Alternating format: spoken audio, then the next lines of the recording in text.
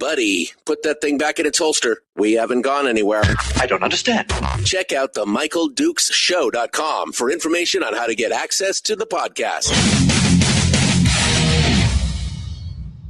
Welcome to the party, pal.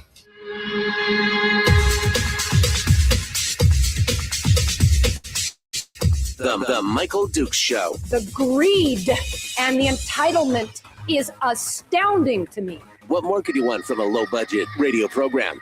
This is a dumpster fire. That was just BS. It is time to get a new perspective. We know just what you need, and we've got just the cure. Open wide and prepare for a steaming hot cup of freedom. I just don't fathom it. The Michael Dukes Show, streaming live across the world. Oh, yeah. Live around the world on the internet at MichaelDukesShow.com and across the state of Alaska on this your favorite radio station and or FM translator.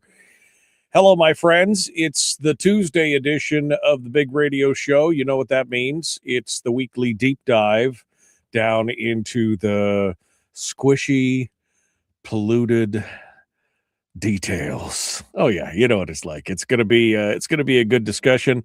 Our friend Brad Keithley from Alaskans for Sustainable Budgets is waiting in the wings, ready to join us and give us his take on all the hot stuff that's going on in Alaska politics. And of course, today is the beginning. We're 6 hours away, I guess. Is it noon? I think at noon they kick things off.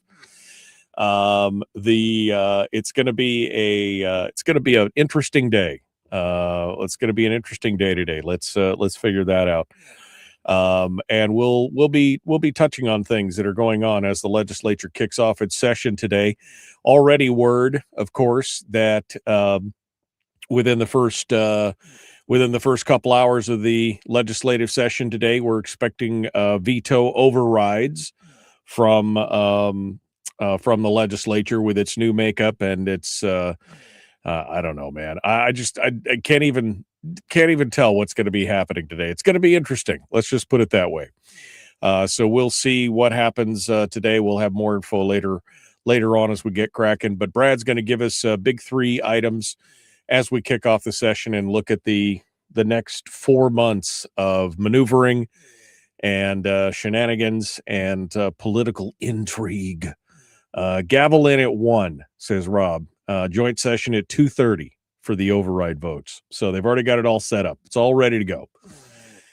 So anyway, we're going to go into all this and more with Brad Keithley from Alaskans for Sustainable Budgets. Then in hour 2, I am going to recap with some of my thoughts, some of Brad's conversation, and we'll see where that goes from there. And then we'll finish up with Chris Story, who comes in for our weekly positivity lift, because I'm sure we'll need it. It'll be fun. It'll be great. All right. So that's pretty. Is there anything else? I think that's pretty much else. Weather's kind of stabilized. Not a lot of wild stuff happening. 26 degrees down here on top of the world in Homer, Alaska. 20 degrees up in Anchorage. Still pretty warm up in Fairbanks. 20 something degrees in Wasilla as well. So it's all going to be good. Okay. Well, I don't want to take too much more time on this because I'm sure we've got a lot to go over. Brad Keithley joins us every week from Alaskans for Sustainable Budgets with the weekly top 3, and we get a chance to talk about all that stuff and then some. And he joins us right now. Good morning, Brad. How are you this morning? Michael, I'm doing great today. I sort of got the memo. I'm in a darkish. We got hoodie, a darkish hoodie. I know. You don't have a boatyard T-shirt, so it's okay. You know, we don't have to have a matching set today. It's okay. But we kind of match today. It's okay. It's not a requirement, but it's always like bingo and Yahtzee when it happens. All right, Brad. Well, today's the day. Today is the day, the beginning of the second half of the 34th session of the legislature. This ought to be interesting. And of course, the main question on everybody's mind is that this is Mike Dunleavy's final chance to deliver on everything that he's promised over the last 8 years. And I know. And the question, of course, is will there be a fiscal? I mean, I just spent the last 2 days talking with everybody about how not a single candidate at any of the last two forums has mentioned anything about a long-term fiscal plan being a priority at all. In fact, when they were asked about the big things that were going to face us in the next 5 years, it was energy and housing and jobs, and not a single discussion or talking point on how we needed a long-term fiscal plan. So this is the governor's final point here. What say you, Brad? Yeah, might as well cram 8 years into one final effort. So I understand they're the veto overrides today. I understand they're important, but to me, the big event of the week is going to be the governor's address to the legislature, now scheduled for Thursday, I think, at which it's expected that he will finally roll out the fiscal plan that he's been promising for most of the 8 years. Certainly for the last year, he's been promising a fiscal plan. And I'm not sure I would have done it this way. I'm not sure I would have, brought it all down to my final State of the State address. I think I would have rolled out pieces of it before and sort of let people sort of chew on it a little bit before I put it all together. But hey, he's doing what he's doing. So this is to me where this is going to be the final evaluation of whether the governor truly has a grip on the fiscal issues facing the state. To set the stage, let's keep in mind that in the OMB 10-year plan, the governor included a line that said new revenue measures. That was to offset the deficit, so he didn't show red all the way across the 10-year plan as he did last year. New revenue measures that reach $1.9 billion by FY30, and by FY36 are still at $1.6 billion. New revenue measures. Now, for those who say spending cuts, the governor in the 10-year plan already incorporates significant spending cuts because the spending increases that he's using for the spending line in the 10-year plan don't even equal inflation. So he's already assuming that there are significant spending cuts that are going on throughout the 10-year plan. His own words, his OMB's own words, on line 38 of the 10-year fiscal plan, table 2, is new revenue measures in those amounts. So the word is that the current word is that he's going to roll those out on Thursday. Here's the question. Are they going to be real?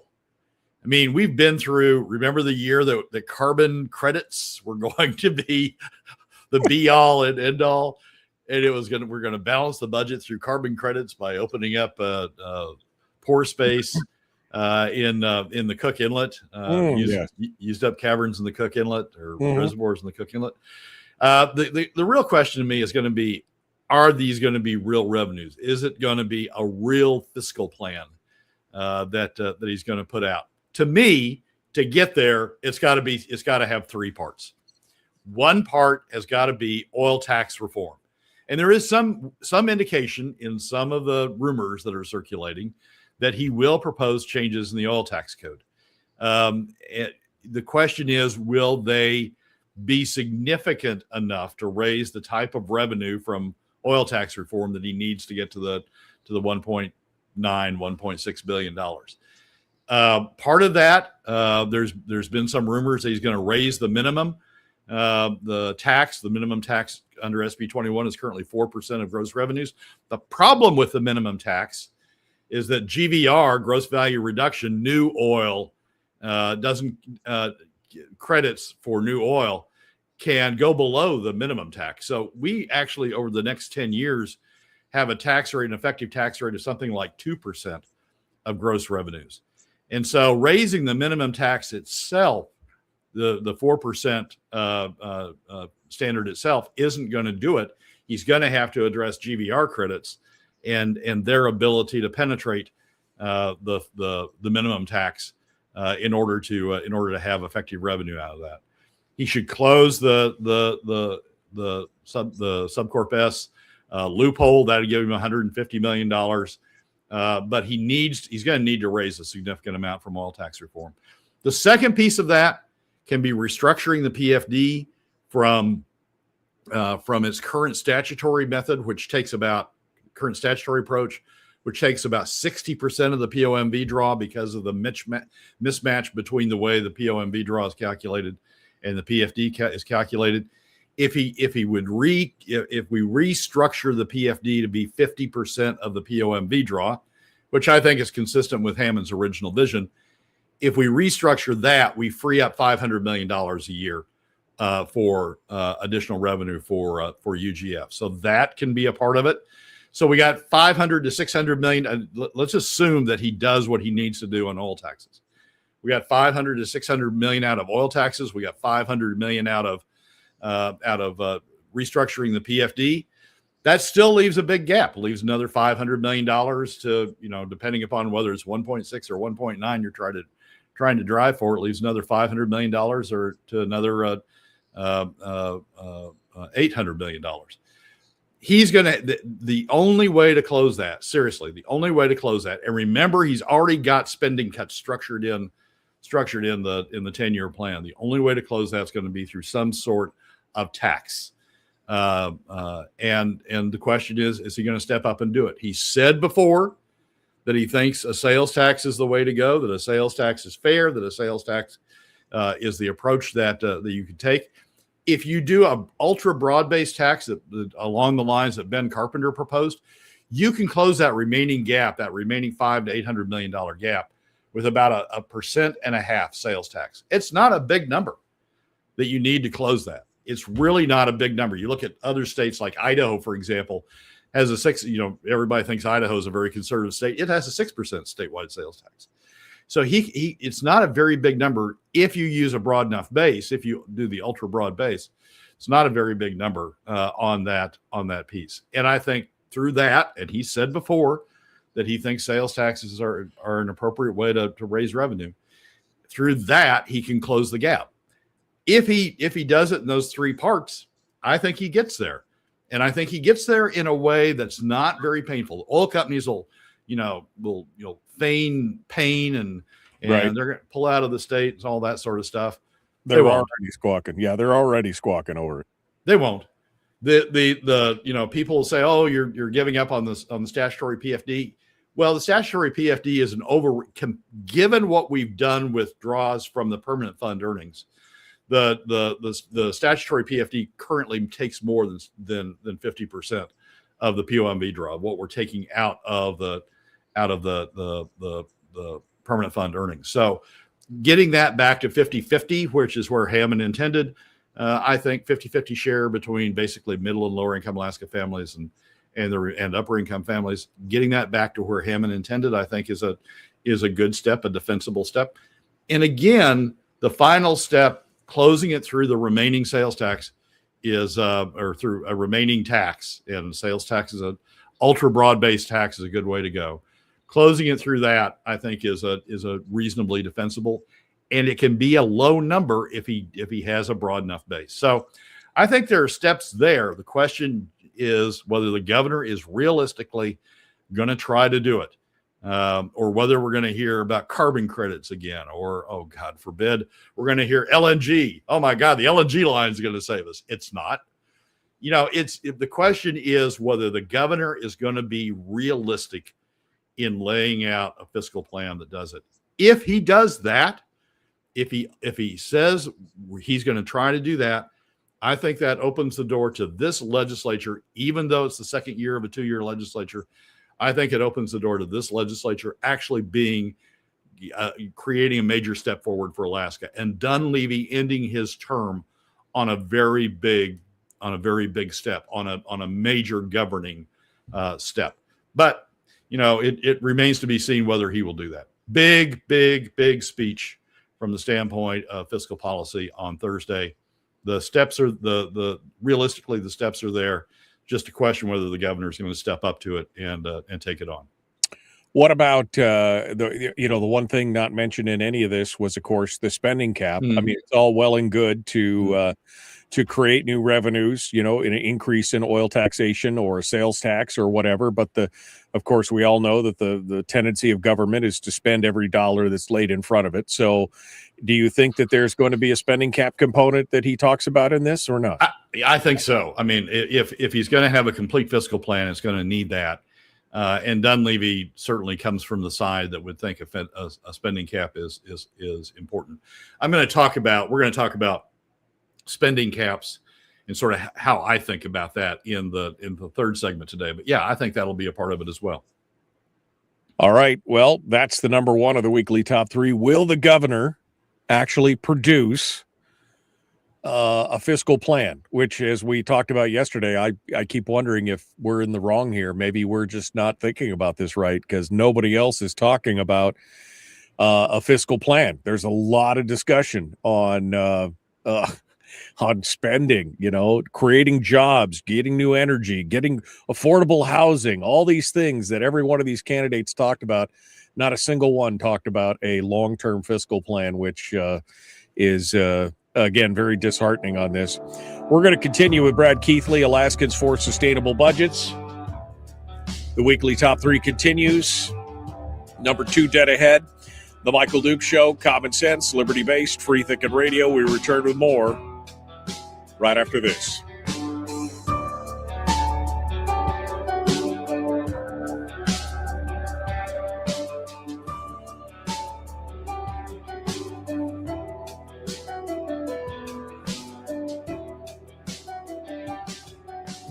If you missed the show, you can listen to it on your time with Dukes On Demand.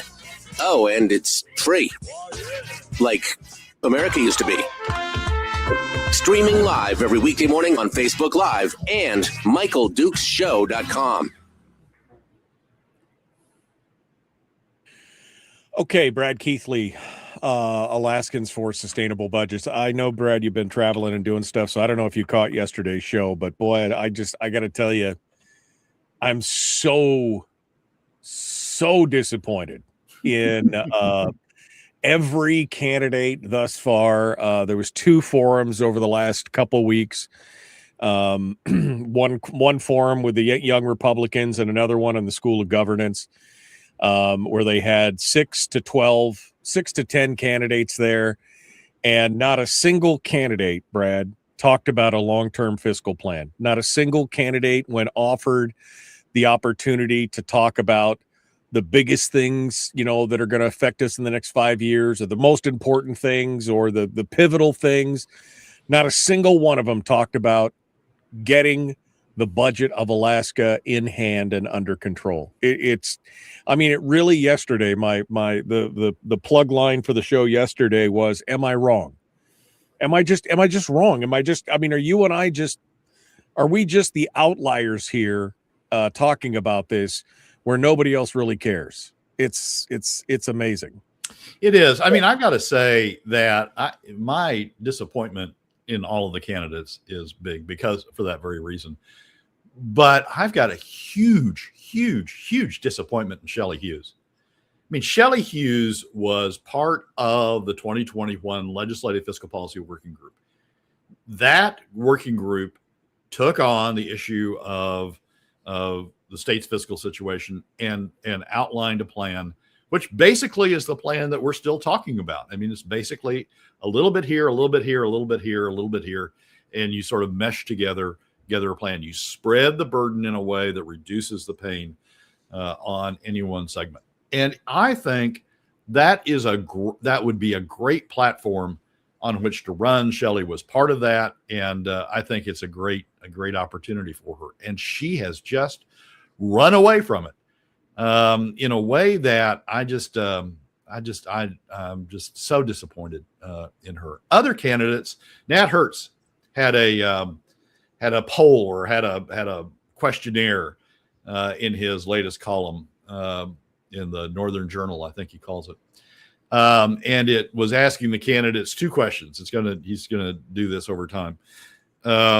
One question was about how you prepare fish, but the other question, the substantive question, was, what's your position on closing the Hillcorp loophole? What's your position on closing the Subchapter S loophole? About $150 million.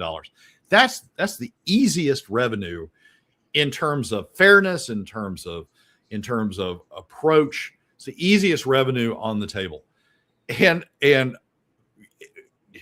none of the candidates, well, the Begich endorsed it, but I think the rest of the candidates ran away from it. Click Bishop had this long answer that I swear I've read 20 times, and I can't understand what the man's saying. And I think it's intentional that you're not supposed to understand what he's saying. But candidates like Shelley Hughes and candidates like Edmund DeVries, candidates that you want to be realistic, you want them to step up and take hold of the state's fiscal situation. They ran away from it. They said, no, I wouldn't do that. And that's the easiest revenue out there. If you're not going to do that, what the hell are you going to do? And basically all these candidates, by running away from a fiscal plan, what all these candidates are saying is we're going to ride the PFD down. They're not saying it in affirmatively in words out loud. Right. But that's what that's their plan. Their plan is we're going to ride the PFD down to the end. Maybe I'll get through my 4 years and it'll still be there. And I'll talk about the PFD a lot, like Bernadette, but I won't have a plan for saving it. I mean, I'll use it like Dunleavy has, like this, this cannon fodder that I throw out there and then I give up on. And when they're not talking, when candidates don't talk about a fiscal plan, basically what they're saying, and this includes Shelley Hughes, and includes Edna DeVries, and includes other candidates out there that you would think that would step up behind it. They're basically saying we're going to ride the PFD down. So it is disappointing, hugely disappointing. Especially since we're facing such a cliff in the next few years. Brad Keithley, Alaskans for Sustainable Budgets. We're 10 seconds out. Please like and share, follow, ring the bell, share it with people. Let's get more people involved in this. Here we go, The Michael Dukes Show. The Michael Dukes Show. Not your daddy. Wait, sorry. Not your daddy? Ooh, not your daddy's talk radio. Whew, I was scared for a second. Thought we were going down. Here's Michael Dukes and the show.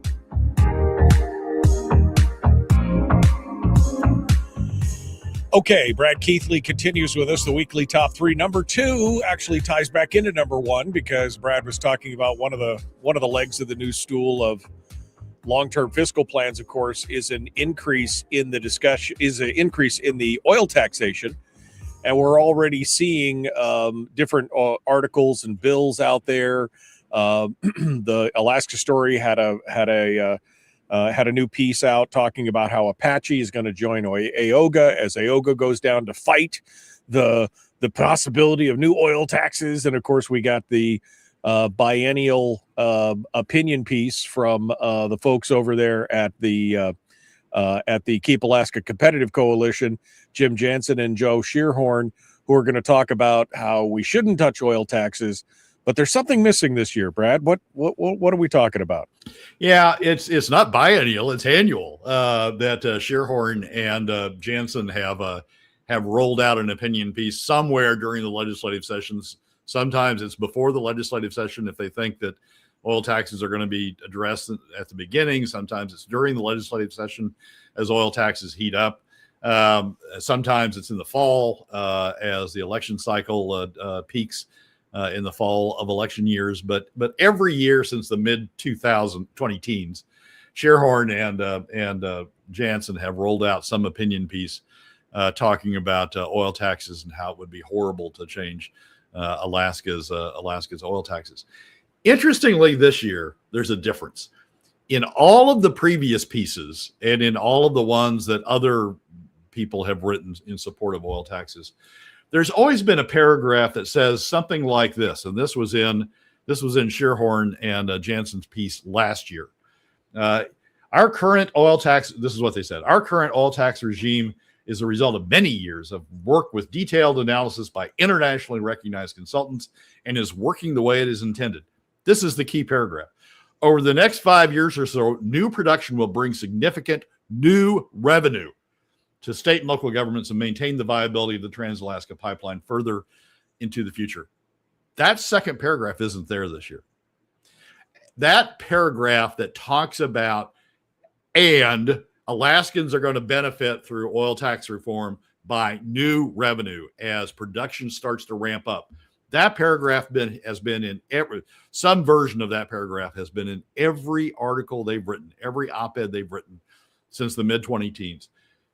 So SB 21 is going to deliver new production, is going to deliver new investments, going to deliver additional field development, is going to deliver new production, and that's going to deliver new revenues to Alaskans, and Alaskans are going to benefit as production ramps up. That's been in every of their arguments throughout up and through last year. It's not there this year. This year, it's all about, jobs. That we have all this new development going on the North Slope, and that's resulted in jobs, and it's resulted in investment, and it's resulted in contracts, and it's resulted in, businesses getting new investment. They don't talk about the outsiders that are coming in to do the work, but it's resulted in all this all this benefit. But the benefit to Alaskans in terms of new revenues, not even they have the guts to lie like that this year. They've left that paragraph out. So here's the question. If Alaskans have taken the hit in terms, and they did in 2013, they were asked to take a hit in terms of reducing the oil taxes from what they were under ACES in order to spur investment, in order to spur development, in order to spur production, because at the end of the rainbow, there was going to be more revenues for Alaskans. We are going to pay you back essentially through more revenues. Make this investment now, take this cut now, and we will pay you back when there's new production out there. If that's not going to happen, and it's not, if you look at the next 10 years, oil volumes go up by 40%, revenues from production taxes goes down by 40% because of all of the credits that are now, sort of layering on top of each other under SB 21 in its second decade. If new revenues aren't going to happen, why the heck did we do this? Why the heck did we make the sacrifice in 2013 of reducing the tax rates that we had then in order to encourage the investment, in order to encourage the, is it because, did we do it to have a few jobs, some of which are going to outsiders? Did we do it to have a few jobs? Did we do it to have a few contracts? Did we do it to be able to say, Alaska is producing oil again? No, we didn't do it for that. We did it for the increased revenues that SB 21, the proponents of SB 21 promised. SB 21 isn't doing that. And Shearhorn and Jansen and others are admitting that by leaving that paragraph out of the arguments they're making now. SB 21 isn't doing that. It isn't delivering the additional revenues that the proponents of it promised back in 2013. So if it isn't doing that, we need to change it. That was the payoff for all Alaskans. That was the benefit we were going to get out of making the sacrifice in 2013 of stepping the ACES rates down to what were determined then to be competitive worldwide levels to encourage the investment to come in. That was the payoff. If we're not getting the payoff, we need to go back in and restructure SB 21 to do it. And it's not hard to do. It's not hard to do. Part of it is closing the subchapter S, notwithstanding the fact that all the gubernatorial candidates are running away from it. Part of it is closing the subchapter S loophole, and part of it is restructuring SB 21 with a focus on getting a share of the wellhead revenue equal to what we've historically gotten. Historically, we've gotten about 7%. In the first decade of ACES, the first decade of SB 21, we got about 7% of wellhead revenues. In the decades before ACES, we got about 7% of wellhead revenues. Now, as we get into the second decade of SB 21, we're getting about 2% of wellhead revenues. So it isn't hard to do it. You just restructure it to go back up to the historic level of about 7% of wellhead revenues. And that's fairly easy to do. You can do it straightforwardly by saying the new tax structure is 7% of wellhead revenues, or you can put in a bunch of bells and whistles, but targeted at getting you 7% of wellhead revenues. But that's it's simple to do. And that, as production would climb then, and as oil prices sort of stabilized, which is what the projection is out in the future, as wellhead revenue, as wellhead volumes increased and as oil prices stabilized and thus wellhead revenues increased along with production, Alaskans would share in the benefit by just getting the 7% of gross revenues. SB 21 doesn't do it. And as I say, Sherhorn and Jansen are admitting it by leaving that paragraph out of this year's Right. op-ed. It's interesting to see the verbiage that goes in that piece, the opinion piece in the ADN, and also over at the Alaska Story, this discussion on Apache joining AOGA and everything in here. And you see this littered throughout all the articles about how this sudden turn, this sudden shift. What was the thing? The answer is not to burden our industries with new taxes or sudden policy shifts. We've been under this tax scheme for over, like you said, we're going into our second decade of SB 21. There's nothing sudden about letting something go for 10 years and then say, hey, we might need to make a change now. I mean, they're acting like we're yanking the rug out from underneath of them, that, you know, this is a promise that went on into infinity. And now anything you do now is a sudden policy shift. When you find something's not working, you've got to change it. There is something sudden, Michael, and the sudden is the drop off in the state's share of revenues. I mean, 2020 fiscal year 2025, we're getting about 6.7% of revenues, near the 7% historic mark. But when you look at what happens from here on in over the next decade, and this comes straight from the Fall Revenue Sources book, when you look at what happens over the next decade, that drops down to 1.9% by FY 35 or 36. I mean, that's the sudden change. All these articles talk about, oh, we need stability. We need stability in the oil tax structure. We need stability in how we treat oil companies. Well, what about stability for Alaskans? What about stability for Alaska families? We've had that 7%. I mean, I would say that the last decade of SB 21 has been pretty good. I mean, there's been ups and downs, but I would say that in terms of the share between Alaskans and the companies, it's been pretty stable and it's been pretty good.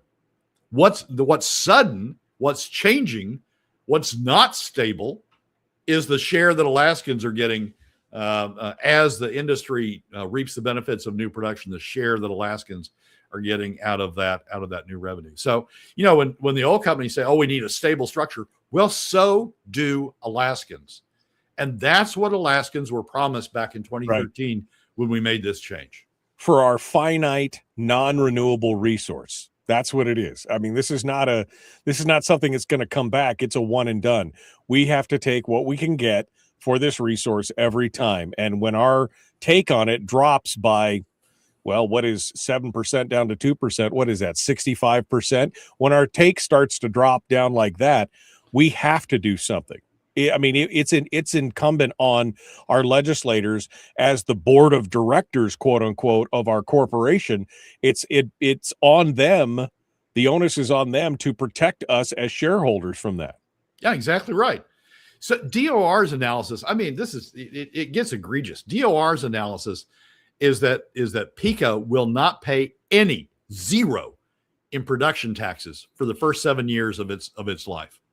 And that, when you look at the peak of production curve, we're well past the peak by the 7-year point. It's not a deferral. That doesn't come back at some point. We don't get it in the next decade. It's gone. We didn't tax those barrels, and they're never going to be taxed. Alaska got no benefit in terms of production tax from those barrels. That's what SB 21 is doing in its second decade, as these credits sort of pile up on top of themselves, as the provisions of SB 21 pile up on top of themselves. And you have to remember too that the groups, the people, the individuals, the organizations that are pushing for this kind of stuff are all saying this because they're trying to protect their industry. They're trying to protect their take. I mean, AOGA, or the Keep Alaska Competitive Coalition, these are all made up of oil companies. They want to keep as much as they can for their shareholders. That's what they're doing. They're protecting their shareholders. Where is our board of directors protecting our shareholders? Yeah, that's the legislature protecting us. Where is it? They've got a windfall. What SB 21 in its second decade is doing is creating a windfall to the oil companies. They've got a windfall, and they want stability. My God, we want stability. Now that we're creating a windfall, we want stability. We don't want to change this sucker. Back in 2013, when ACES was the one that was taking too much, it was, we got to change this. If we don't change this, the world's going to end. But now that the shoe's on the other foot, and now that the windfall is going to the producers instead of the state, as it did under ACES, all of a sudden we got to change it. Stability. Now we got to have predictability and stability. That's what as long as we're making the money, it's stable. Don't change a thing. That's what it comes down to. Brad Keithley, Alaskans for Sustainable Budgets. The weekly top 3 continues. We got more coming up. Hour 1 and number 3 is directly ahead. We'll continue. The Michael Duke Show. Common sense, liberty-based, free-thinking radio. Back with more right after this.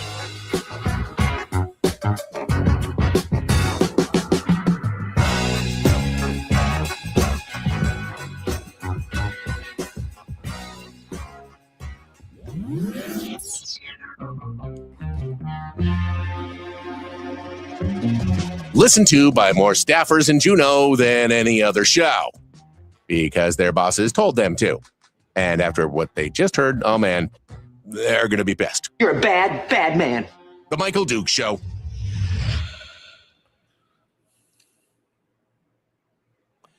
Touche, Brian. Brian says oil is renewable, maybe not in a human time scale, but it does renew. That's true.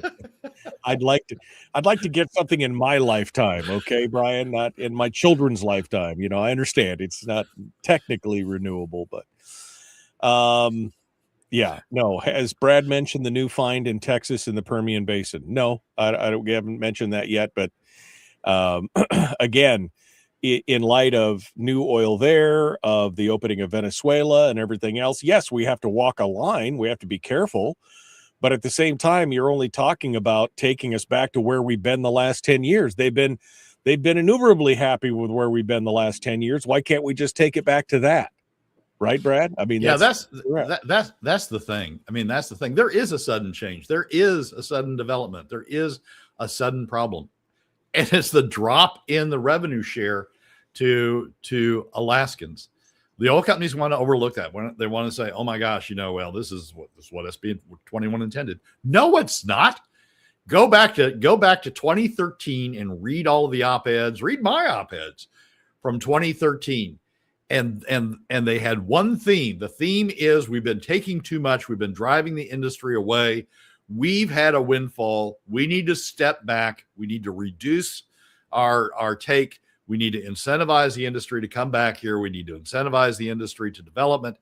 And as that pays off in terms of increased volumes, we may not get as much now out of SB 21 as we got out of ACES. But as industry develops the volumes, as production rise, we will benefit in terms of increased revenue.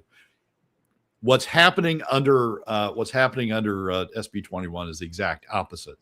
As we get to these increased volumes, our share, the state's share of the revenues are dropping. And some people say, well, royalties are going up. We got more volume, so we got royalties. Well, that's true only with respect to half the volumes. Most of the new volumes are out in MPRA, are going to come from Willow. And there is no state royalty with respect to those volumes out in Willow. So, yes, we may get some royalty increase, although there's not revenue increase associated with the royalty. We're staying about even in terms of revenues from royalty, but we're not getting anything. The only way we get dollars out of the MPRA volumes, out of the federal lands volumes, is through production tax. We're not getting anything out of those under SB 21. Are you getting, and you don't have to name names here if you are, but are you getting any inquiries from any of these candidates to tap you for your expertise in oil and gas and to talk about these things? Are you getting any kind of, people saying, "Hey, Brad, you've been talking about this. How would that work?" I mean, is anybody talking to you about that? Not from the gubernatorial candidates, no. No. I get it from legislators and have good conversations with legislators about these things, but not from the gubernatorial candidates. They're off in their own world. Obviously, because they're talking about things like affordable housing and creating jobs and all these things that are not government's purview or shouldn't be government's purview since we're broke. And they're talking about all these things. I'm so frustratingly disappointed in everything that's going on. How much? Go ahead. I'm sorry. No, and what are we up to? 15? 15? Yeah, 15 now. I mean, and at what point, at what point do they just tell me, oh, it's just a political game because we got to get through the primary and then we'll have a plan. I mean, you're talking about the primaries the end of August, and then what? You've got 2 months to pitch your plan. You should be setting yourself up now as the fiscal guru. You should be setting yourself up now as a person who's got the plan, even if you don't give all the details because you don't want to let the cat out of the bag because of the jungle primary. I mean, it just seems like Brad, it's just so, I just feel like we're just running headlong off this abyss and nobody's bothering to pull the brake handle, I mean, maybe it's Pollyanna-ish, but if Dunleavy, and there's two big assumptions in here, if Dunleavy on Thursday night actually lays out a workable fiscal policy, a real fiscal policy, if he actually tries to produce the revenues that he says in his own OMB 10-year plan that he's going to produce, if he actually tries to do that, that may open the door to some of the candidates. It's certainly going to create an issue. It's going to be, do you candidate X support what the governor is proposing? It's certainly going to create that issue. It may open the door to the candidates being more forthcoming about it. They may feel now that if Dunleavy doesn't have the guts to talk about it, then why should they talk about it? I mean, he got elected twice. Why should they, break the mold? But if Dunleavy steps out there and does that, if he actually tries to govern over the last year of his term, maybe those candidates will start talking about it. Why change now? I mean, really, at this point, why change now? Lisa says, if nobody has a plan, nobody has to be held accountable. I mean, they all get held accountable. They're all accountable at this. I mean, you're not wrong, but at the same time, I mean, that's just not right. All right. We're jumping back into it. Here we go. The Michael Duke Show.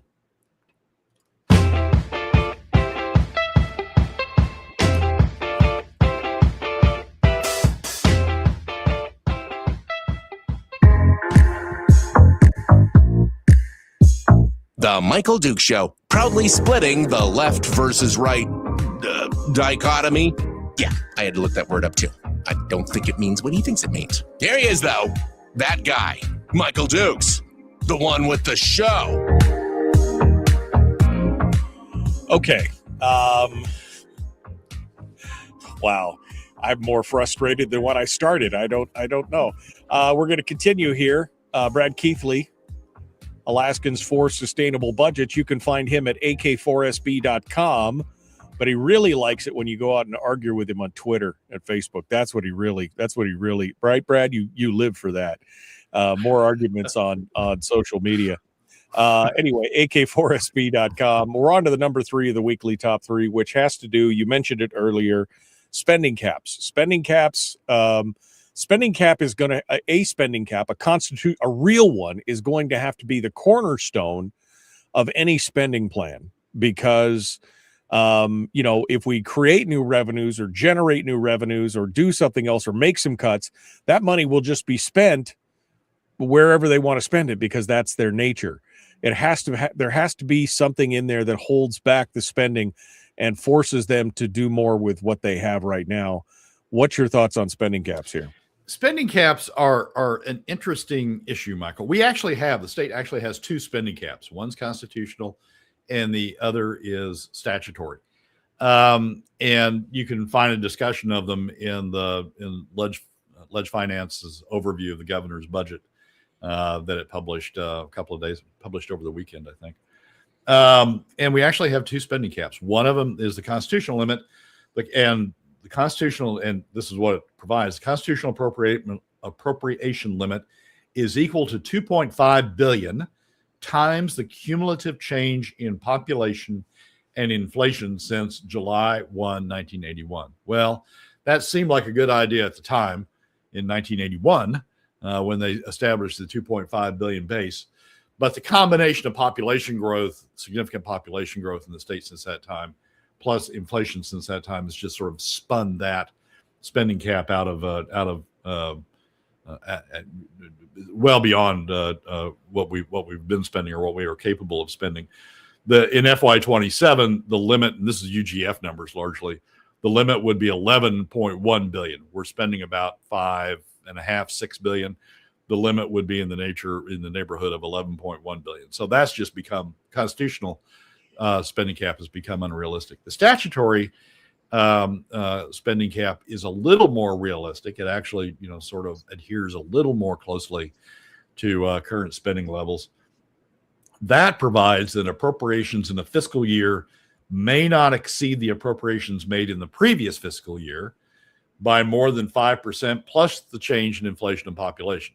So instead of a base amount 2.5 adjusted by inflation and population going forward, this is you can't exceed what you spent in the prior year by more than 5% plus inflation and population growth over the succeeding year. That limit sort of comes into play every once in a while, but during the 2010s, for example, spending was well below that limit.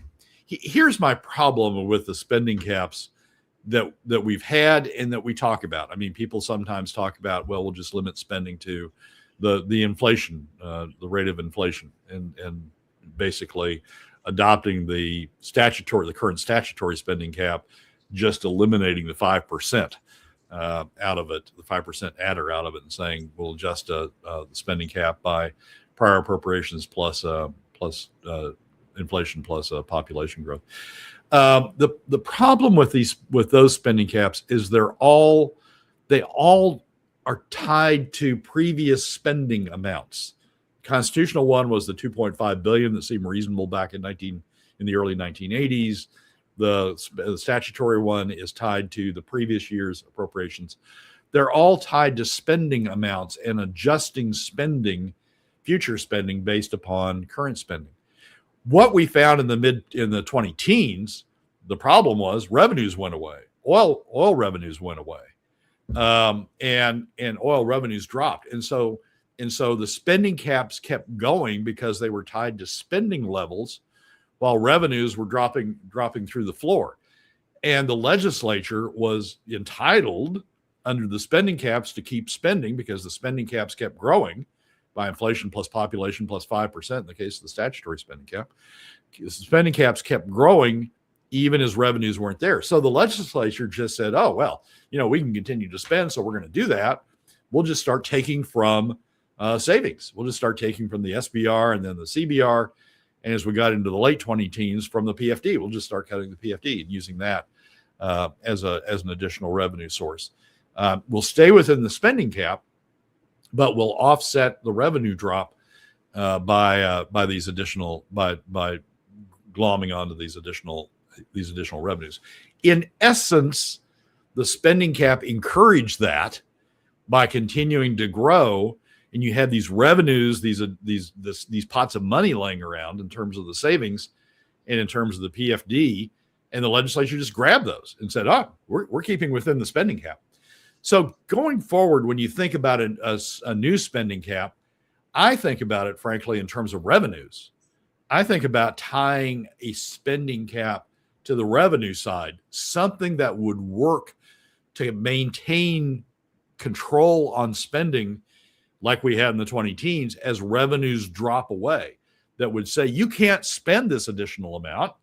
I mean, yes, we have reserves laying around, but you can't spend this additional amount. You have to track revenues. You have to realistically keep up with what the real world is giving us in terms of revenue as your cap. And things that strike me as I think about that, and I'm going to write a column about that here at some point as I sort of get these thoughts together. But things that strike me as I think about that is you can only, in terms of what your spending cap is, it's calculated in part, it is calculated by what your revenues are, and revenues are limited to the average of the last 5 year oil revenues. So as oil revenues start dropping away, your spending cap starts going down with it to match what's going on the revenue side. And maybe in the cap, you start thinking about things like 50% of the POMV draw. You can only use 50% of the POMV draw for spending. And so as the POMV draw sort of evens out, as the permanent fund corporation doesn't do its job, as the permanent fund doesn't grow, but sort of permanent fund earnings don't grow, but they sort of even out, then you have to maintain your spending at no more than 50% of what the POMV draw is giving you. And then the final piece of it, the lesson from the 20 teens, is don't let them spend all of the savings in big chunks. Include in the spending cap like 10% of the savings amounts. You can only spend 10% of the savings amounts in any given year. Force the legislature to spread out. Force the government to, if we're going to go to reserves, force the government to spread that out over time. So I think the big takeaway is spending.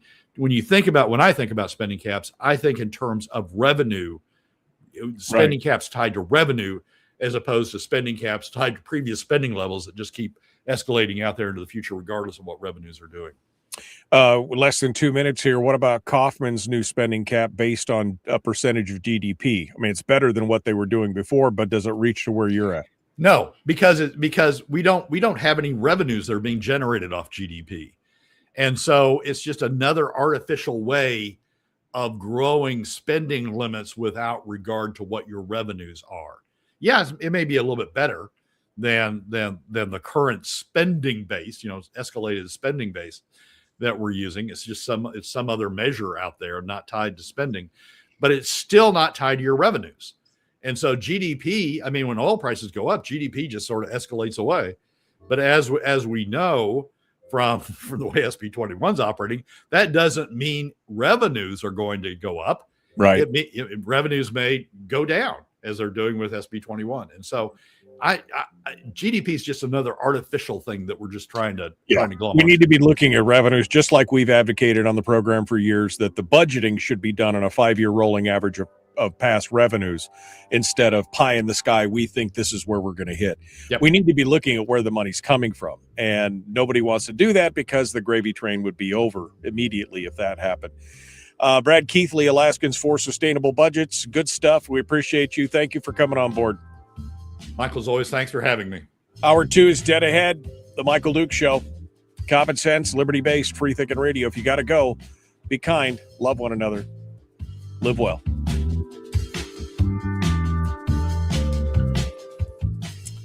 I mean, that's the thing, right, Brad? I mean, we're always basing something is always based off of, again, the spend or what we think it's going to be. It's never based on real, historical numbers. That's why I've never understood. Why wouldn't the governor base his next year's budget on an average of the last 5 years of revenue? Because the revenue is so volatile. Why wouldn't you say, okay, well, we need to be, if you were a business, you'd do that. We'd be cautious. Okay, what was our last 5 years of revenue? Take an average of that, and that's how we're going to build our budget. If we're going to do a spending cap, don't do it on what we spent last year because it's inevitably going to increase. What is our revenue stream look like?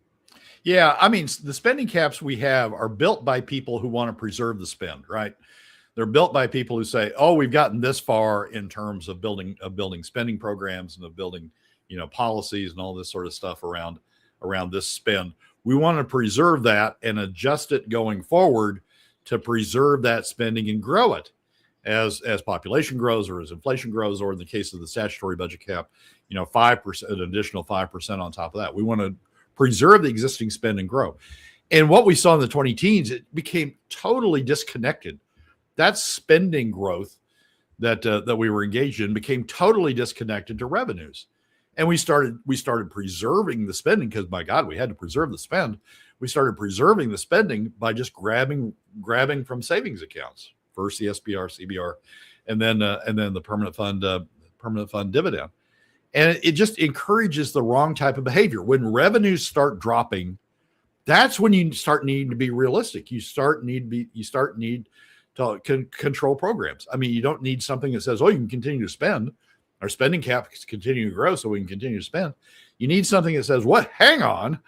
Revenues are dropping away. We need to restrain spending down to the level of revenues. And so that's why I think a spending cap based on revenue adjustments is the right thing to do. I mean, if people want to grow government at more than what the current revenue base enables them to or pays for, then they ought to grow revenues. Then they ought to go out and pass additional taxes to pay for that additional growth. It forces people to pay as you go, as opposed to spend, build more spending programs. Right. And then, revenues are back there somewhere. We'll let them catch up at some point. And that savings component is also important. That 10% cap on savings or whatever, that is, I mean, that is a critical part, because again, we saw in the 20 teens, we drew billions of dollars out of savings. I mean, we were filling, 20-30% of our budgets with savings, and that's just not sustainable. And anybody with half a brain knew that, but they were just continuing on doing that. And if there had been some kind of restriction on that, they would have been like, okay, well, we have 15 billion and we can only draw 1.5 billion out. So how do we make up the additional 1.5 billion or 1.6 billion? I mean, it never would have happened that way. Yeah.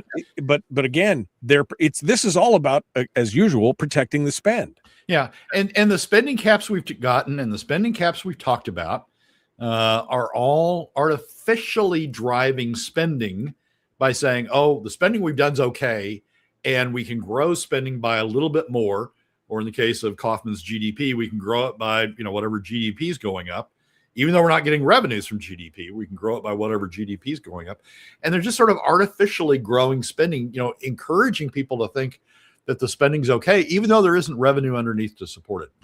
So I think, as we go forward, as we think about a spending cap, it shouldn't be tied to previous spending levels. It should be tied realistically to previous revenue levels and the level of spending that we can afford, that we can maintain, as opposed to us digging ourselves deeper and deeper and deeper and deeper into the hole as we go along by just increasing spending without regard to what revenues are doing.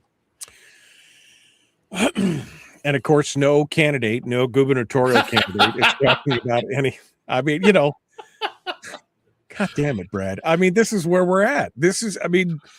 Nobody else is talking. I feel like we're the little town criers out in the wilderness, and everybody's looking at us like we're retarded, because, why wouldn't we want to talk about, cheaper energy and affordable housing and jobs? I mean, again, nobody else is talking, and not even hardly anybody in the legislature is talking about this. Rob is. I mean, some are. Yeah, Rob is. I mean, there's a handful. Don't. I'm not trying to paint with a too broad a brush here, but I mean, for the most part, but they are the lone voices in the wilderness, and nobody, and in hindsight, everybody will go, oh, hey, those guys talked about that. We should have listened back then. But by then it'll be too late. I mean, we'll be run off the fiscal cliff at that point. Here's the problem, Michael. It's the governor's job. I mean, all these legislators have a little district that they're looking after. We found that out in 2019 when the governor tried to cut spending, and all the legislators said, oh, you cut everybody else, just don't cut my district. They all have this little district they're looking after. The governor has the responsibility of looking over the big picture and maintaining the ship's direction going in the right direction. And frankly, we've just had a governor who's been AWOL the last 8 years. Maybe he will show up on Thursday night, and fool me 20 times and I'll believe it. Maybe I'll hope on the 21st time is going to come true. Sucker. Maybe he will show up on Thursday night, and I'll be there with him, by God, if he does. Boy, you are. I have a bridge that I'd like to sell you, Brad. It would be awesome. Some lakefront property in Arizona. Anyway, all right. Well, I guess we'll see. We'll know next week what the governor's proposed, and I'm sure you'll have the full breakdown on that. I wish we're going to have Ben Carpenter on the program on Thursday again for a full hour in the second hour. So maybe he'll give us his thoughts on what's happening there, but we're not going to know until next week. But we're already seeing the lines are already being drawn in the sand. It's going to be more spending no matter what. I can tell you that for nothing. That's what's coming. All right, Brad, thank you so much. Appreciate you coming on board. Michael, as always, thanks for having me. All right. Appreciate it. Okay, folks. We got to go. Hour 2 is dead ahead. The Michael Duke Show. Common sense, liberty-based, free-thinking radio.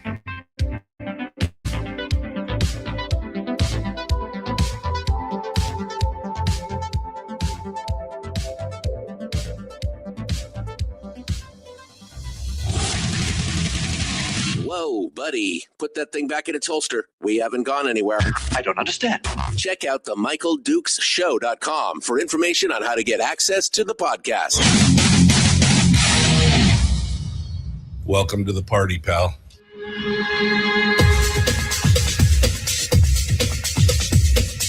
The Michael Dukes Show. The greed and the entitlement is astounding to me. What more could you want from a low-budget radio program? This is a dumpster fire. That was just BS. It is time to get a new perspective.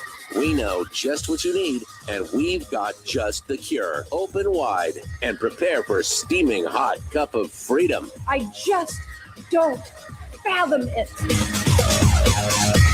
The Michael Dukes Show, streaming live across the world. Live around the world on the internet, MichaelDukesShow.com, and across the state of Alaska on this, your favorite radio station and or FM translator. Good morning, my friends. Welcome back to hour 2 of the big radio show. We are ready to go and dive into this. We just finished up with Brad Keithley from Alaskans for Sustainable Budgets, who just gave us the weekly top 3. And you know, I was hoping I would feel a little better after talking with Brad, especially after yesterday's show, where, you know, I continued to ask the question, you know, am I wrong? Am I the guy that's tilting at windmills? Am I? But no, it's it's more of the same. Brad is 100% right in all the things we talked about. You know, I am starting to reach that point to where I have lost full faith that our legislators or our governor or our potential governors in all the candidacies that we're seeing now, 15 separate candidates out there, are going to try and do the right thing. You know, there are a handful out there. There are a handful out there who are trying to do it. You know, we're looking at Rob Myers and Kevin McCabe, and a few candidates out there, a few legislators who are trying to talk about this and bring us back in line. But the vast majority of them, I mean, just look at the candidates for governor. I'm sorry, I'm going to beat this dead horse, but this is it. You have candidates with an opportunity to tell a story, with an opportunity to paint a picture and say, here's where we're at, and here's what we need to do, and here's why we need to do it. And every one of them fumbles the ball. Every one of them shies away from the hard adult issues, right? Not a single one of them says we need a long-term fiscal plan in this state. Now, does Dunleavy actually deliver that fiscal plan today, or on Thursday when he does his State of the State? I don't know. Maybe. I'm not going to hold my breath. I don't believe that that's I don't believe that that's a real likelihood. Brad seems to. He seems to think that maybe the governor got the memo here at the very last moment. It is going to go out with a bang, and that would be great. But now, instead of having the ability to fight over this for 7 or 8 years, he's going to try and push all of it in 1 year when he's got a pretty strong cadre of legislators out there who don't want to see him get any kind of win. I mean, it's like Kathy Giessel. I don't know why Kathy Giessel got sideways with the governor. This is in her previous, before she came back to the legislature, when she was in the first time, before she got voted out. She went from being, you remember the video? Remember the video of her and her husband when it was a campaign commercial, and she was stealing his wallet across the table, talking about permanent fund being taken and being stolen, and how we needed to get that back to Alaskans. Remember that? I mean, I vividly remember that. And yet you look at the Kathy Giesel of today, she's got no problem taking the PFD. She's got no problem increasing the cost and size and scope of government right now, even though we're in the midst of a crisis. And we've got a bunch of legislators down there that don't even really want, they don't really want us even focused on it. That press conference, that Senate press conference that happened last year, I actually went out and I pulled some of the sound bites out, not all of them, but some of them. And I looked at, and it was the same kind of thing where they talked about how bad things were going to be, but don't pay attention to that. This is Gary Stevens. After Bert Stedman kind of laid out some of the problems, Gary Stevens recaps them, and then Stedman comes back and says, let's not pay attention to that. So this is an amazingly difficult situation we are in, and we're asking pretty much impossible things of our finance committee. We know that we've got oil prices going down. It could be somewhere in the mid-60s. Mid-60s or more. We know that we have contracts that we knew they were coming, we didn't know how much it would be, possibly within the $45 or more million range. We know that the federal government may be cutting, we understand they may be cutting up to 5%, maybe more. So there's just a lot of unknowns right now, Mark. I think we simply can't ask those questions at this time. Senator Stedman. Well, the Senate president listed off of a series of headwinds that we're facing. And I just don't want the public to dwell too much into that arena. We see them coming. We're going to try to deal with them. We just don't want the public to dwell into that arena. We just don't want, I mean, the oil could get down into the mid-60s. Mid-60s are like happy days are here again. Are you kidding me? I mean, it could get down into the low 50s. And yet we just don't want people to dwell on them. We just don't want people to dwell on it. Why? Because you guys have got such a good handle on it? Because you guys have got such a base understanding, and you guys have done so well historically? I mean, these two guys talking, Gary Stevens and Bert Stedman, I mean, they've both been there, for 25, 30 years. And so they've been part and parcel. I mean, they were the ones that were giving Parnell access to the SBR and the CBR and everything else. They just don't want us to do. What did he say? Senator Stedman. Well, the Senate president listed off of a series of headwinds that we're facing. And I just don't want the public to dwell too much into that arena. We see them coming. We're going to try to deal with them. I just don't want the public to focus too much into that. We just don't want them to. We got you. We got it. Don't worry. We're going to try and focus on it. We're going to try and focus on it? Are you kidding me? I mean, and the things that Gary Stevens laid out, he was talking about the smallest component of these fiscal headwinds. The smallest part. So this is an amazingly difficult situation we are in, and we're asking pretty much impossible things of our finance committee. We know that we've got oil prices going down. It could be somewhere in the mid-60s, possibly, or more. We know that we have contracts that we knew they were coming, we didn't know how much it would be, possibly within the $45 or more million range. We know that the federal government may be cutting, we understand they may be cutting up to 5%, maybe more. So there's just a lot of unknowns right now, Mark. I think we simply can't ask those questions at this time. So oil prices cutting to the federal spend. I mean, that's it. What about BSA increase? What about defined benefits? What about giving more tax breaks to the gas line? What about other, tax breaks or revenue, deferments that we're giving? We talked about giving to the gas companies for drilling in Cook Inlet. What about all these other things that are out there? And he basically mentioned just a couple of them, and then they say, well, but don't dwell on that. We don't want the public to dwell on that. Why not? Because you know who's going to be ultimately responsible for all of that stuff? You and me. We are going to be on the hook for that in the form of some kind of tax.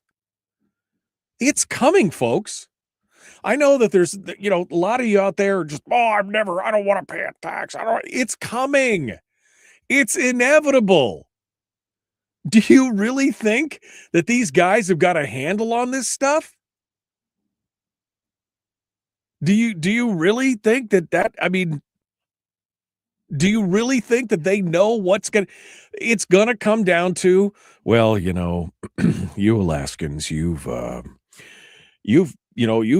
a free ride for a long time. You haven't had any state sales tax, any taxes at all. I mean, except for the PFD, but let's not call that a tax because that's not really a tax because Randy says it's not a tax. It's really just us taking our money back from you or your money from us. But it doesn't pay no attention to that. We shouldn't dwell on that. But you guys have had a free ride for a long time. It's now time for you to pay your fair share. Again, $18,000 for every man, woman, and child in this state. I mean, if it's just you, do you feel like you've gotten your $18,000 in state spending? If it's you and your spouse, have you gotten your $26,000, $36,000 in state spending? If it's you and your wife and your 2.1 kids, do you feel like you've gotten your $72,000 worth of state spending for your family? $20,000 nearly. Okay. Let's just round it up. $20,000 per person. What if that money flowed to you first? What if that money went into your hands first and then they taxed you on it? What would happen? What would happen? If you got that $20,000 check and then they issued you the tax bill for $18,500, what would happen tomorrow?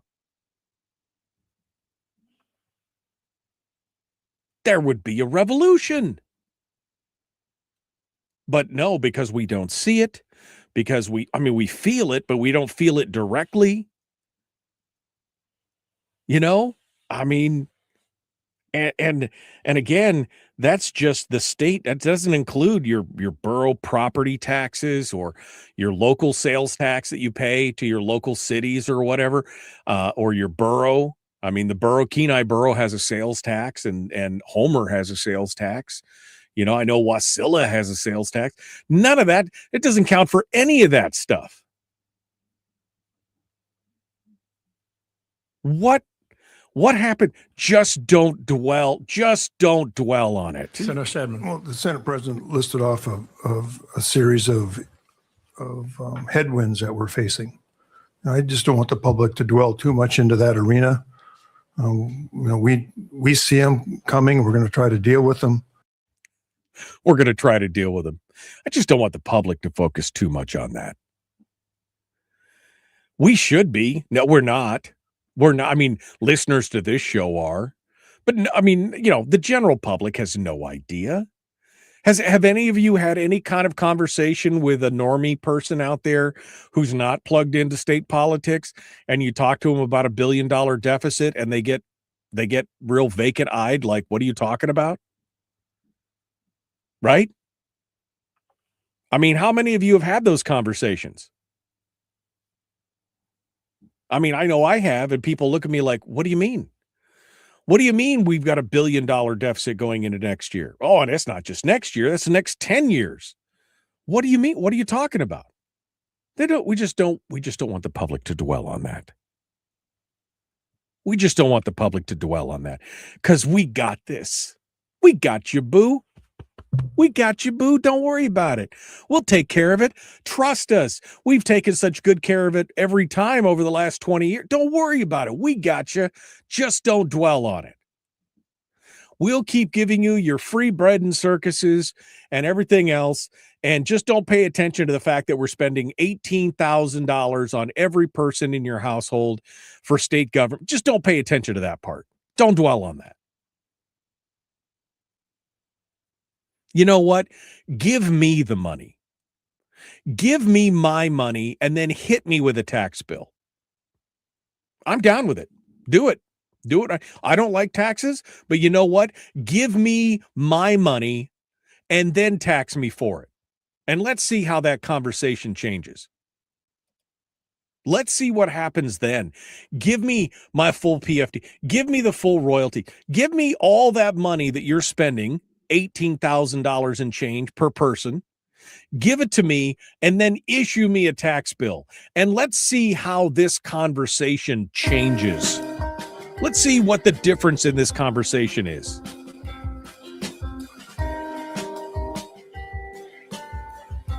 All right, we got to go. Back with more of the Michael Duke Show. Common sense, liberty-based, free-thinking radio.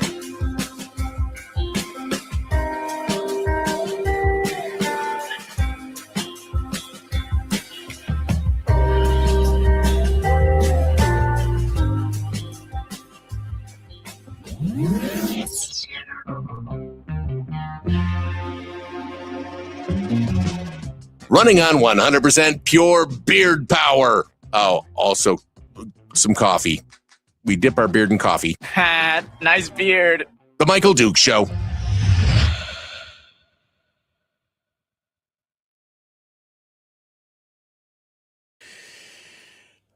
Frank says the conversation will not change. Frank, I mean, this is a hypothetical, but I disagree with you. Maybe if it was $100, but if every person got a check for $20,000, $19,500, and then was required to write a check to the state for $18,500 of it, I guarantee you there would be some questions. I guarantee you there would be some questions. And yeah, guys, don't get confused on what's local and what's not. I mean, local sales tax, local service. I mean, this is all on top of what you're paying for your property taxes and your school taxes and everything else. I mean, getting so pissed off. Oh my God.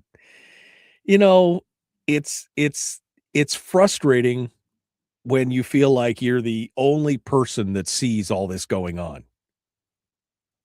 And nobody else is like paying attention. You know, it's like, oh, it's not, but just, we just don't want them to dwell on it. Senator Sedman. Well, the Senate president listed off of a series of headwinds that we're facing. I just don't want the public to dwell too much into that arena. We see them coming. We're going to try to deal with them. Headwinds. I love it. Headwinds we're facing. I mean, $1 billion deficit every year moving forward for the next 10 years. That's just headwinds. That's no big deal. Don't worry about it. We've got this. We've got this.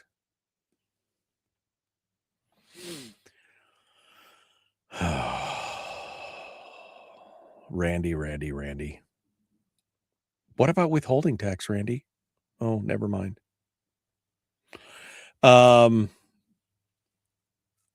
They know we know, and they don't care, says Skeets. Yeah, I mean,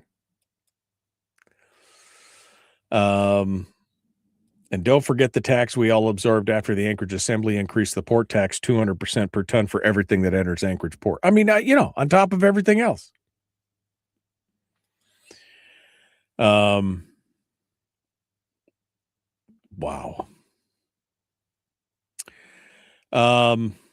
I just, I'm just so utterly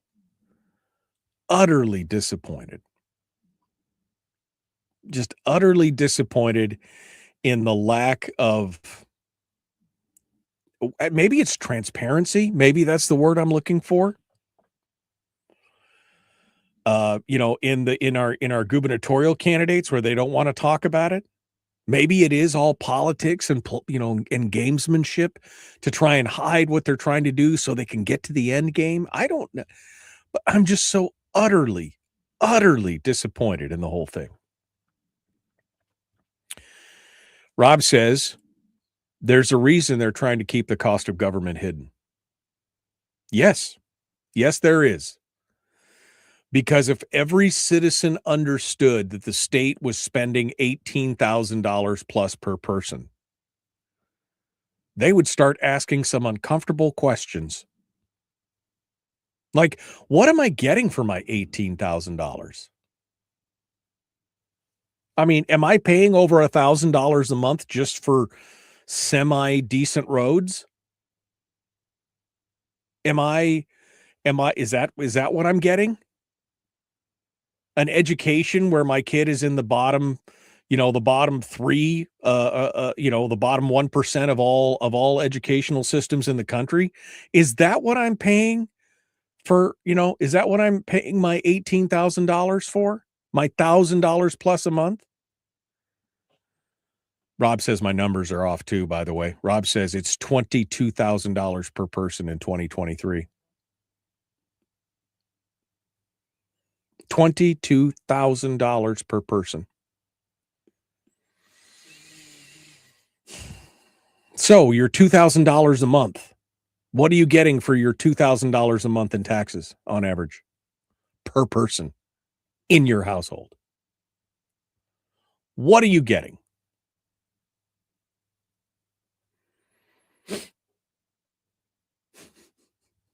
I'm so pissed right now.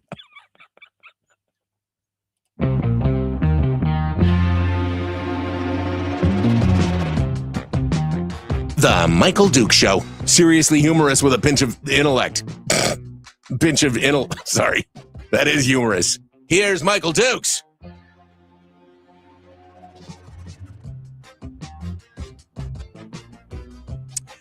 Okay, so Rob Myers just said my numbers are a bit outdated.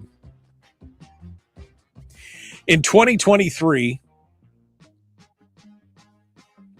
the cost of government was over $22,000 per person. Just think about that for a minute. It's almost $2,000 a month. $2,000 a month. And per person in your household? See, I got 5 people in my household. Man, $100,000 a year that the government spends on my behalf. What are you getting? Now, Rob does say, keep in mind that about half that is federal money. So I'm sorry, only $11,000 in actual state money. Sorry about that. Only $1,000 a month goes to paying for my part in state government, for providing what I'm so excited about that.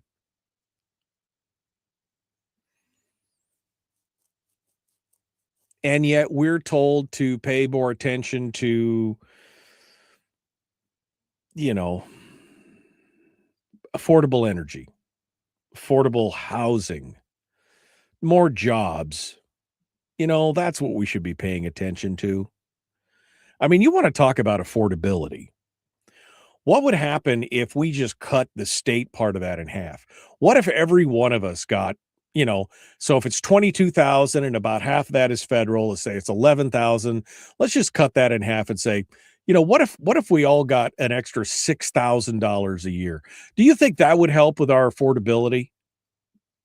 if we had $6,000 a year per person that we were getting, do you think that we could maybe find some own solution, some of our own solutions to our own problems instead of looking to the government to deal with all that? But let's not talk about that. Let's not even discuss that. Because don't worry, I mean, one of the things that Gary Stevens was talking about was the employee contracts, right? Well, we don't even know what those are going to be. Those could be $45 to $50 million. We just don't even know.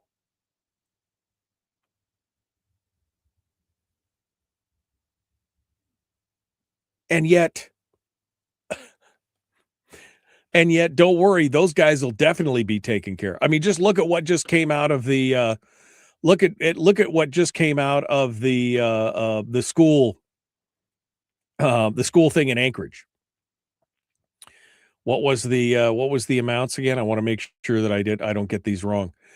A 3-year contract. They get a 3% increase immediately, retroactively. And then they get a 3-year contract with a 5% increase next year, 5% the year after that, 4% on the third year. That's 17% increase in their wages over 4 years. Don't worry. I'm sure all of you got a 17% increase coming to you in the next 4 years, right? Oh, and you had all of your health care paid for, too, on top of that. Another $2,400 a month, $2,200 a month in health care. I'm sure you guys are all looking forward to that, right?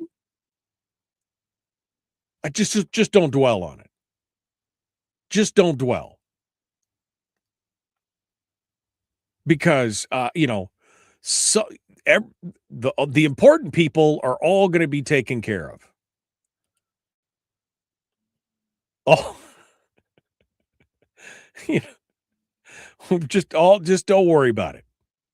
Don't worry about it. Somebody mentioned the increase at the Port of Anchorage. We're getting dinged on that. Don't forget the tax we all absorbed after the Anchorage Assembly increased the port tax 200% per ton. I mean, just do it. And Rob Myers said the quiet part out loud. Rob Myers is in the chat room, and this is the one that said we should make a T-shirt out of this. There is a reason they're trying to keep the cost of government hidden.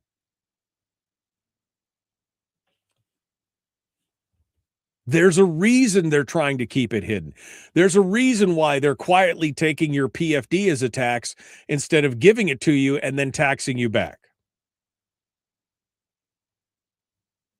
There's a reason why politicians of all stripes, be they donkeys or elephants, are all against, well, we should just take the PFD and then we're not going to talk about a tax because, just because. There's a reason why they want this all under the counter. Because you don't feel it. Right? Because you don't feel it immediately. I mean, you feel it in the long term, but you don't see it. You don't feel it. You're frustrated, but you don't understand why. Right? There's a reason why, like, for example, withholding tax is one of the most insidious things ever. If you've ever talked to somebody who's gone to work for the first time, a young person who's gone to work and they got their check and they said, well, it says here that I was supposed to make $650, but I only got paid $432. And they get that shock for the first time. And they're like, what happened? Welcome to adulthood and the party pal, where they hide all your taxes and they keep it on the down low. Kim just said, don't dwell is the reason we have the Michael Duke Show. Well, I appreciate that. I appreciate that. But I mean, again, this Frank also makes the point in the chat room that this is the same thing that I griped about. He said, the same things you were frustrated back in the KFAR days has now gone to the state level. No change. Back in the KFAR days when I was only on the air in Fairbanks 25 years ago. And he's not wrong. I've been griping and harping about the same things for 25 years, and nothing has really changed, except that we've spent more and we're deeper in the hole. And it's actually gotten worse. Maybe it's my fault. Maybe I should just stop talking about this. Maybe I should turn this show into some kind of pop culture gossip show instead of talking about, governance or taxation or we should just do some kind of pop culture show instead, because obviously I'm the problem. Because I've been talking about this stuff for 25 years and we're worse off today than we were 25 years ago. At least back then we used to get a full PFD. At least back then we could fight, we could get 82% of Alaskans to push back against taking of the PFD, and now here we are.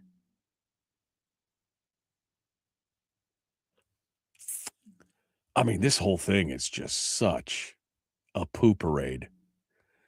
But the more I think about it, the more the angrier I get that you've got guys who are just like, oh, let me just line out a couple things for you that are going to be a problem for us. And then the other guy's like, oh, no, we shouldn't dwell on that because we've got you, boo. Don't worry. We've got you. Nobody has talked about this, folks. That was the one time in the one press conference that I ever heard anybody really talk about some of the things that were going to be a problem. And it was just a fraction of the problem. And then the other guy comes in and says, well, no, you shouldn't dwell on that. We shouldn't dwell on that. What am I talking about? I'm talking about the presser from last year, where I think I'll leave you with it just before we go to break, because this is the one time that I heard any of the legislators really dwell or dive into this at all. I mean, Lyman Hoffman was like, well, this is shocking, I tell you, that we've just discovered that we're going to be $1 billion in the hole, which I'm just shocked about that. Then they had the press conference, and Gary Stevens, the Senate president, is obviously almost speechless about it. To have Bert Stedman come in and catch him up at the end and just tell people, don't worry. Pay no attention to the man behind the curtain. So this is an amazingly difficult situation we are in, and we're asking pretty much impossible things of our finance committee. We know that we've got oil prices going down. It could be somewhere in the mid-60s, possibly, or more. We know that we have contracts that we knew they were coming. We didn't know how much it would be, possibly within the $45 or more $million range. We know that the federal government may be cutting. We understand they may be cutting up to 5%, maybe more. So there's just a lot of unknowns right now, Mark. I think we simply can't ask those questions at this time. Senator Stedman. Well, the Senate president listed off of a series of headwinds that we're facing. I just don't want the public to dwell too much into that arena. We see them coming. We're going to try to deal with them. Pay no attention to the man behind the curtain. I just don't want the public to dwell on those things because we see him coming. We've got you. Don't worry about it. I mean, we're the ones that put you here, but don't worry. We've got you. We got a handle on it. Don't worry. Yeah, so what should we dwell on is the question. Must-see TV Thursday, obviously. The other bread and circuses that they're tossing out on the water there, that's what we should be paying attention to. That's what we should be dwelling on. Oh, pay no attention to the man behind the curtain. The Michael Duke Show, Common Sense Radio.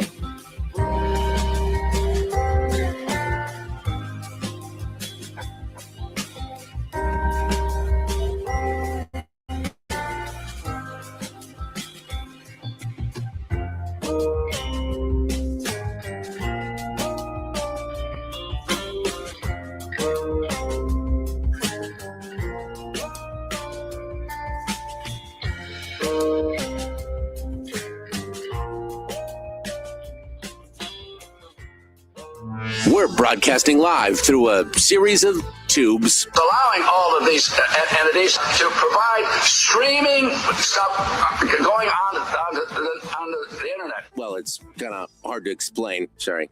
Streaming live every weekday morning on Facebook Live and MichaelDukesShow.com.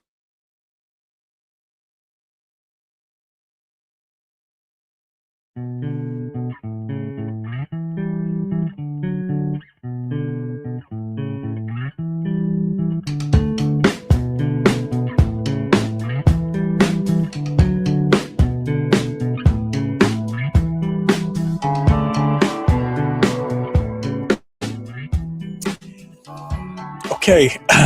Sorry, I needed a moment to myself there for just a second. Trying to get a handle on my rage. I mean, Rob's right. So what should we dwell on? What?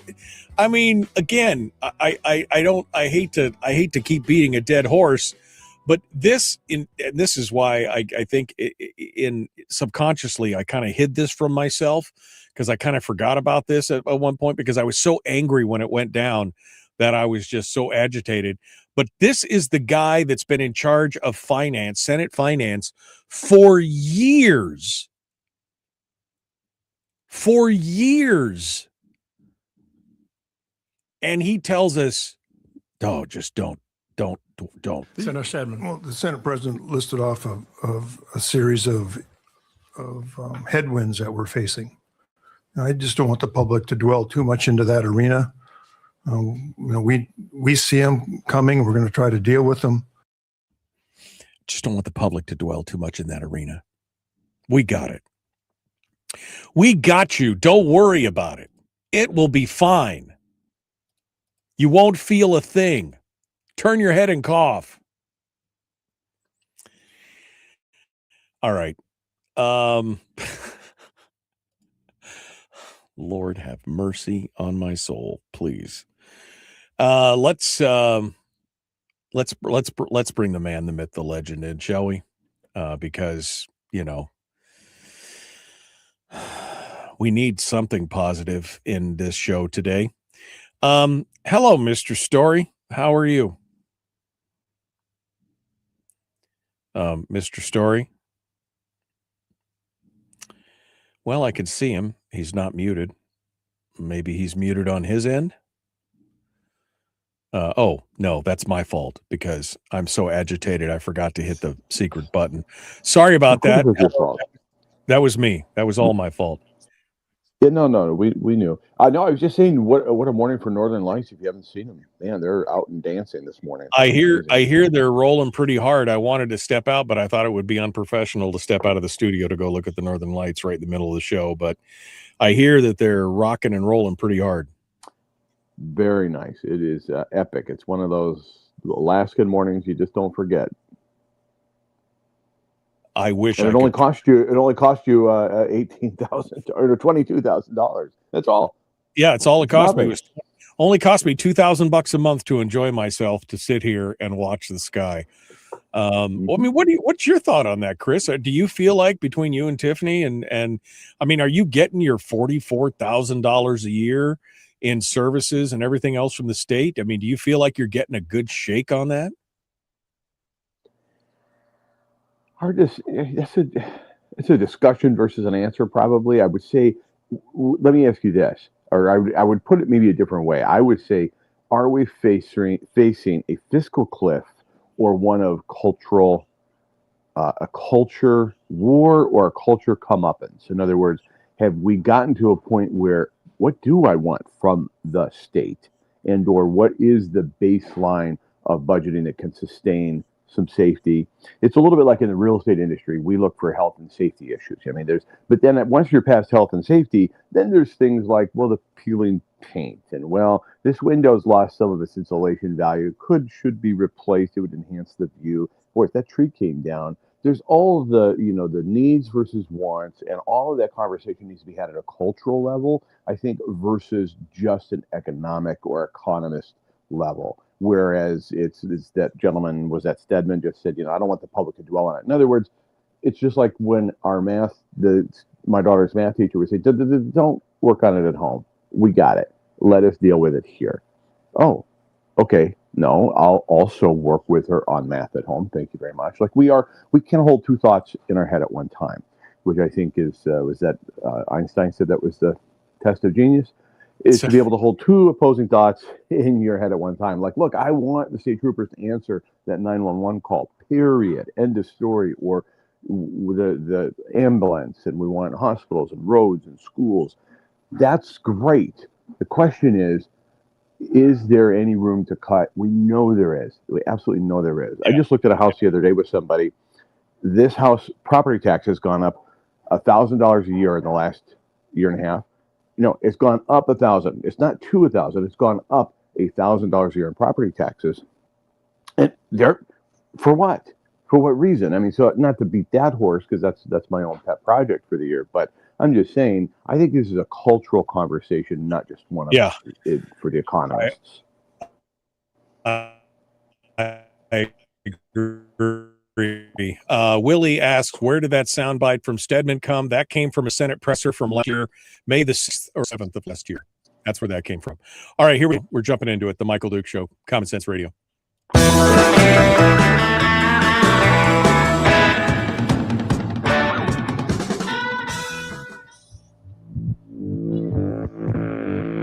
Public enema number one. Oh, wait, sorry. Public enemy number one, which makes more sense. On the other hand, he's a little bit of a pain in the Michael Duke Show. Yes, I am. Even to myself. That's the worst part. Being a pain to yourself is.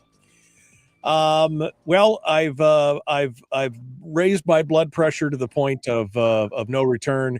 So maybe the only solution is not a pill, but maybe it's Chris Story, the man from Homer who comes in every week to share with us his thoughts on positivity and self-help and self-improvement. Today, he's here to try and talk us off the ledge, and he's going to be talking about the fountain of something. Mr. Story, what are we talking about today? The power of one small habit. But you could consider me your psychological pharmacological solution, Michael. It's just fine. One small habit. Hey, look, I can say no anytime I want. I can quit popping these pills anytime I want.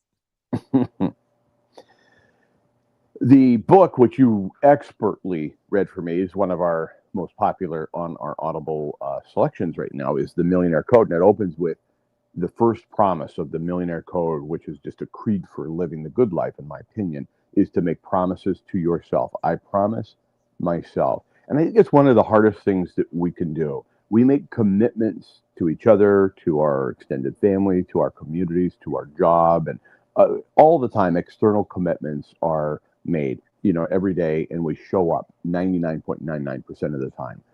I wonder how often each of us shows up for the commitment we made to ourselves, or how willingly we'll sidestep that commitment in favor of something else, even if it's just rest. I need rest. No, you made a commitment to hit the treadmill, Chris. You made a commitment to do X, Y, Z. Small little habits, daily stacked upon habits, just grows a lifetime. But you've got to promise yourself. You have to commit to that personal habit, or that personal promise you made to yourself. If you commit to it, even just one small change a day or a month or a week is going to make a massive difference over time. Okay. So what should we be, promising ourselves certain things and making commitments to ourselves is important. I mean, how should we be doing this? Break it down for me. I think the smallest habit of all, the smallest and the most impactful habit would be to just make a commitment to yourself.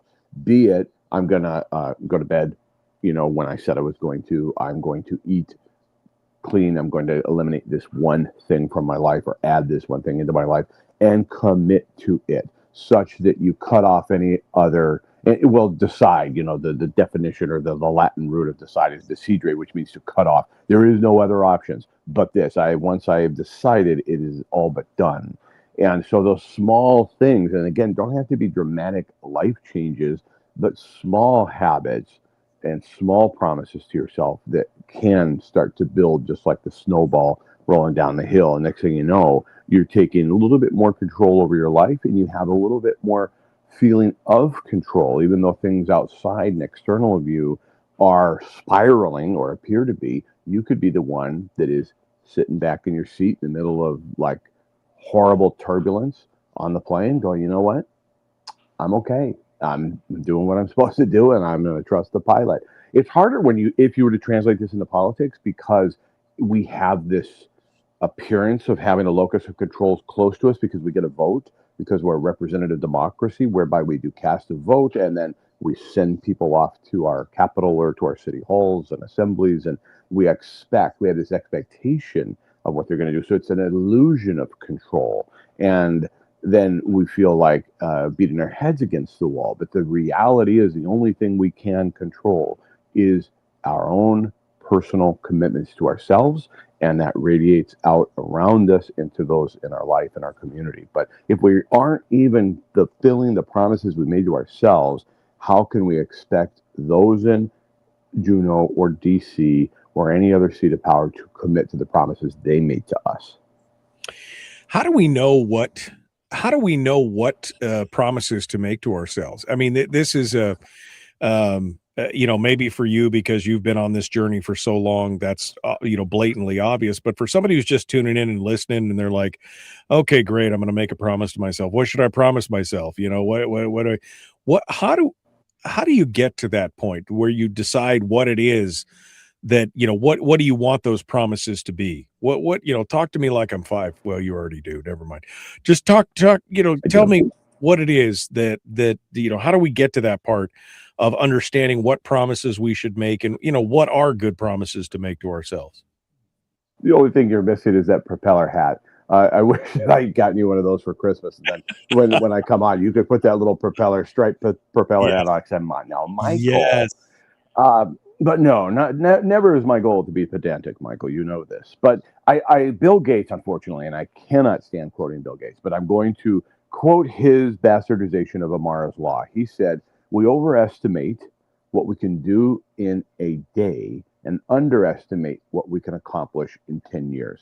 And I think Gates was right. Well, Amara's law, actually, where he sort of got this from, is to say we tend to overestimate the effect of the technology in the short run, but underestimate the effect of the technology in the long run. The idea being you can accomplish more in a single day than you think possible, but not as much as possible. And over a lifetime, those small little things add up to way more than you could have predicted. Just like the proverbial plane taking off from, say, Ted Stevens International Airport on its way to Hawaii is going to be off course, they say, 90% of the time, but you keep correcting back on course, and then lo and behold, land at the Kahului Airport, and everybody's waiting for you with a lei. But that's a life, it takes small little incremental things, starting with the idea that you will commit to yourself. And that's one of the most difficult. But so people ask, like I just did the Nutcracker Fair and was selling my books, and I've got seven books out. And people say, well, where do you find the time? And there's a lot of us that want to write a book. I mean, according to the research, 82% of us want to write a book or feel we have a book inside of us. Many of us, probably more like 95%, don't feel like we have the time. Well, it's just small. And it sounds really arrogant when James Patterson says it. How do I write books? One word at a time. The idea is, though, one sentence here or a page here or there starts to add up when done consistently. No different than the super muscular guy that shows up at a dinner party and you're like, how'd that guy get that six pack? Oh, one crunch at a time, one decision at a time, compounded over time. And it's that compound interest effect in small ways every single day that will make the larger difference. But don't think you can do it all in a day. It's going to take time. So, for example, I am writing a book right now that I started this story in a notebook. I just found it recently. I found this story that I started in 2016. And I love the story so much that's it. I've committed to writing the book. Tiffany's helping me flesh out the outline. And it's going to be written this year. After all those years, that's 10 years in the making for one story. I don't care. It's going to be built one sentence at a time. So when we're, I guess when we're promising ourselves, we have to understand. I guess I'm trying to break this down to baby steps. We have to find out where we're going to be able to promise ourselves, to make a promise to ourselves or make a commitment to ourselves. We kind of have to find out where we're going instead of just kind of this wandering generality, right? Great point. And find out where you're going. Most helpful is to find out where you're at and then be super honest. Here's where I am right now. Just like on those maps, it says you are here. Find that spot, then pick where you want to go. And to break it down really incredibly simple, what I like to do at the beginning of the year is sort of reset. And I look for 3 things. And trust me, I find them every single time I look. 3 things that I've been putting off. It could be making a phone call to somebody that I've been hesitant to reconnect with.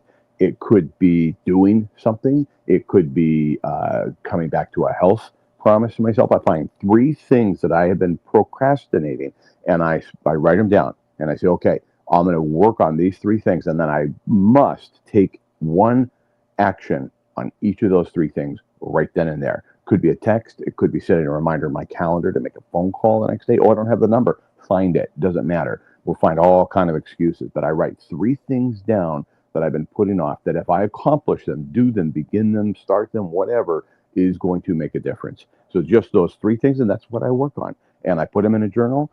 And if I backslide a little bit, doesn't matter. It's fall down 7 times, get up on that 8th time, go back to it, recommit, and make the phone call, do the thing, whatever it is. There's 3 things I know you've been putting off. And if you start today working on them, it'll make all the difference. So I make a promise to myself. And as you just said, I break my promise. I stumble, I fall. I don't get up out of bed to run my 17 miles or whatever it is that you do, you mega guru, on your way out the door. What happens then? Go back to your journal, go back to the item that you slipped up on or you've neglected or forgotten, circle it, and just forgive yourself. We got to have more grace with each other, but mainly with ourselves. And just go, I'm not perfect, and I'm going to get back up and go. It's not an all or nothing. We tend to be extremists. Remember, it's one small habit, and not all the habits at once. Right. Well, it's good stuff. We should be making promises to ourselves, and this is the time of year to recount and recoup where you're going, reset, and point that direction so you can hit Maui when it's all time. Chris Story, the man from Homer, my friend. I'm a little calmer. Thank you so much for helping me with that today. I appreciate that. Anytime, man. Talk to you soon. All right, Chris Story, the man from Homer. All right, folks. We're out of time for today. We got to go. The Michael Duke Show. Common sense, liberty-based, free thinking radio. Be kind, love one another, live well. We'll see you tomorrow.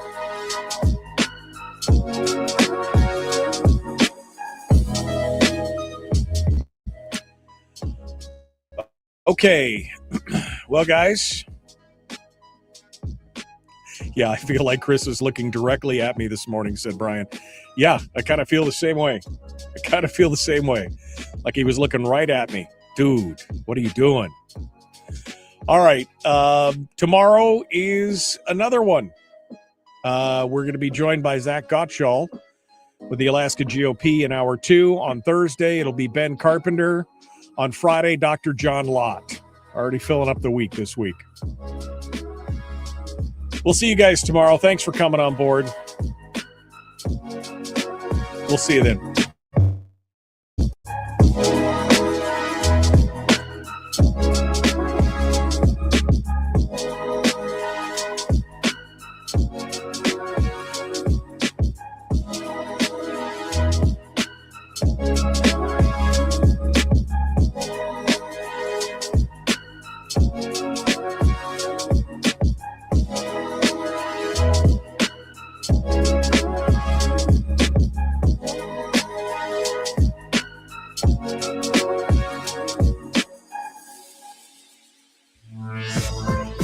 We've shed our terrestrial radio skin, and now we are slimy lizard internet people.